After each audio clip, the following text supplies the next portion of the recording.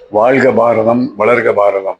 நம் தாய் திருநாட்டை -டிகிரியில் இருந்து கொண்டு நம்முடைய இந்திய நாட்டினுடைய எல்லைப் பகுதியில் இருந்து கொண்டு நம் நாட்டை கா அரணாக இருந்து கொண்டு பாதுகாத்து வருகிறார்கள். அந்த பாதுகாத்து வரக்கூடிய அந்த வீரர்களுக்கும் அந்த தன்னுடைய குடும்பத்தை எல்லாம் விட்டுவிட்டு நமக்காக அங்கே நான் அந்த தொண்டை செய்து கொண்டுடைய அத்தனை உள்ளங்களுக்கும் என்னுடைய நன்றியை காணிக்காக்குகிறேன். இந்த பதிவானது ஒரு வித்தியாசமான பதிவு. உங்களிடத்தில் நேரடியாக இப்படி பேச வேண்டும் என்ற எண்ணத்தில் தான் இந்த பதிவிடுகின்றேன்.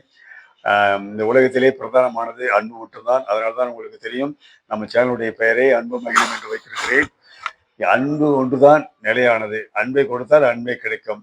நீங்கள் அன்பை கொடுப்பீர்களே ஆனால் உங்களுக்கு நிச்சயமாக அந்த அன்பானது பூமராங் போல கட்டாயமே திரும்பி திரும்பி வரும் என்பதில் எந்த விதமான சந்தேகம் கிடையாது. உதாரணத்துக்கு சொல்ல வேண்டும் என்றால், நான் ரோடிலே டூ வீலரில் செல்லும்பொழுது சில அன்பர்கள் அந்த ஸ்கூட்டருடைய சைட் ஸ்டாண்டு எடுத்து விடாமல் போயிட்டு இருப்பாங்க.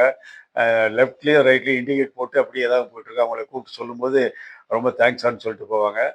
இந்த இடத்துல என்ன சொல்கிறேன்னா, நான் சில நேரங்களில் இந்த சைடு ஸ்டாண்டை எடுத்து விடாமல் போயிட்டு இருக்கும்போது, ஐயா சைடு ஸ்டாண்டை எடுத்து விடாமல் இருக்குன்னு சொல்லி எனக்கு ஒரு எச்சரிக்கை கொடுத்ததுன்னு இருக்காங்க. நம்ம நல்லது செஞ்சால் நமக்கு நல்லது தான் கிடைக்கும். தீமைக்கு நன்மை செய்ய நம்ம பழகணும். ஒவ்வொரு செயலுக்கும் ஒரு எதிர் செயல் உண்டுன்னு சொன்னேன் இல்லையா? அதனால நம்ம நன்மை செய்ய வேண்டும்.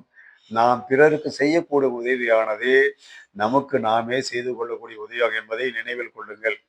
அதே மாதிரி இன்னொரு கருத்து, முக்கியமான கருத்து, உங்களுக்கு என்னெல்லாம் தேவைங்கிற ஒரு பேப்பர் எடுத்து லிஸ்ட் எழுதுங்க. எழுதி முடிச்சுட்டு பின்னாடி பார்த்தீங்கன்னாக்கா 100க்கு 99% பேர்கள் அவங்க வீட்டில் என்னென்ன பொருட்கள் இருக்குது, அவங்களுக்கு என்னென்ன தேவையானதெல்லாம் வீட்டில் இருக்கிறத மறந்து விட்டு என்ன தேவைங்கிறத மட்டும் எழுதியிருப்பாங்க. இதை நினைவில் கொள்ள வேண்டும். நம்மகிட்ட இருக்கிறது பி சாட்டிஸ்ஃபைடு, சாட்டிஸ்ஃபைடுமாங்க. இருப்பதை கொண்டு சிறப்புடன் வாழும் இலக்கணம் படித்தல் மனிதன் என்று சொல்வார்கள் இல்லையா? அந்த வகையில் நம்மகிட்ட என்ன இருக்கோ அதை வச்சு நம்ம சிறப்பாக வாழ வேண்டும். இதுக்கு பின்னாடி வரக்கூடிய பதிவுகளில் கிளாப்பிங் தெரப்பி பற்றியும், ட்ரெஸ் கோடை பற்றியும், ஃபுட் ஹேபிட்டை பற்றியும், ஹெல்த்தை பற்றியும் தனித்தனியாக நான் பதிவிட இருக்கிறேன். இந்த பதிவை பாருங்கள். எல்லாரும் என்ன செய்கிறீங்கனாக்கா சப்ஸ்கிரைப் பண்ணுங்கள், லைக் பண்ணுங்கள், கமெண்ட் பண்ணுங்கள், மற்றவங்களுக்கு ஷேர் பண்ணுங்கள். இது மாதிரி நல்ல விஷயங்களை நம்ம எடுத்துக்கலாம். நேர்மறையான கருத்துக்களை மட்டும் நாம் எடுத்துக்கொள்ள வேண்டும். வாழியவே பல்லாண்டு.